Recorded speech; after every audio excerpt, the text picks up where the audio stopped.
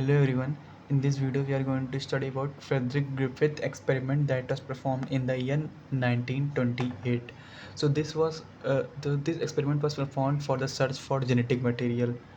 So इस experiment में उन्होंने जो बैक्टीरिया लिया था उसका नाम था स्ट्रेप्टोकोकस निमोनिया और उसके दो स्ट्रेन लिए थे, एक आर सेकेंड एक था एस थर्ड। आर सेकेंड मतलब आर, इसमें आर का मतलब होता है रफ, इसमें एस का मतलब होता है स्मूथ होता है।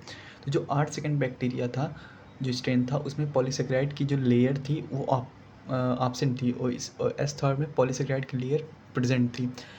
इसकी जो कॉलोनी थी आर सेकेंड की वो रफ थी और इसकी जो कॉलोनी थी वो स्मूथ एंड शाइनी थी। ये नॉन वायलेंट था और ये नॉन पैथोजेनिक भी था। ये निमोनिया नहीं कॉज करता था जो आर सेकेंड था, बट ये जो एस थर्ड था वो पैथोजेनिक भी था और ये वायलेंट भी था और ये निमोनिया कॉज भी करता था। सो ग्रिफिथ ने इस एक्सपेरिमेंट को 4 पार्ट में किया। पहले उन्होंने क्या किया, जो एक माइस के अंदर जब आर सेकेंड स्ट्रेन बैक्टीरिया डाला तो माइस सर्वाइव कर गया।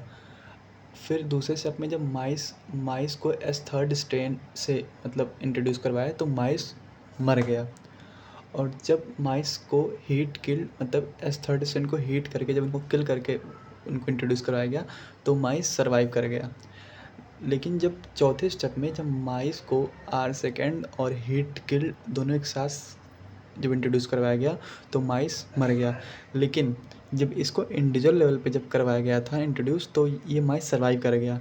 तो ग्रिफिथ ने कंक्लूड किया कि there was something that was transferred from heat kill S strain to R second that मतलब help the R second bacteria to develop a polysaccharide layer and become S third. ठीक है ना। तो मतलब उन्होंने कहा था कि heat kill S third bacteria कुछ तो ऐसा था जो 8 सेकंड में गया और 8 सेकंड को मतलब डेवलप करवा दिया पॉलीसेकेराइड लेयर और वो फिर कन्वर्ट हो गया एस थर्ड में।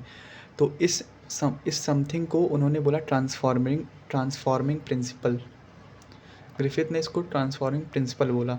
लेकिन ये एक्सपेरिमेंट से जो biochemical nature of genetic material था, जैसे जिसको हम डीएनए आरएनए प्रोटीन जो भी बोलते हैं, तो वो नहीं मतलब बता पाए थे, इसीलिए एक्सपेरिमेंट उतना सक्सेसफुल नहीं था।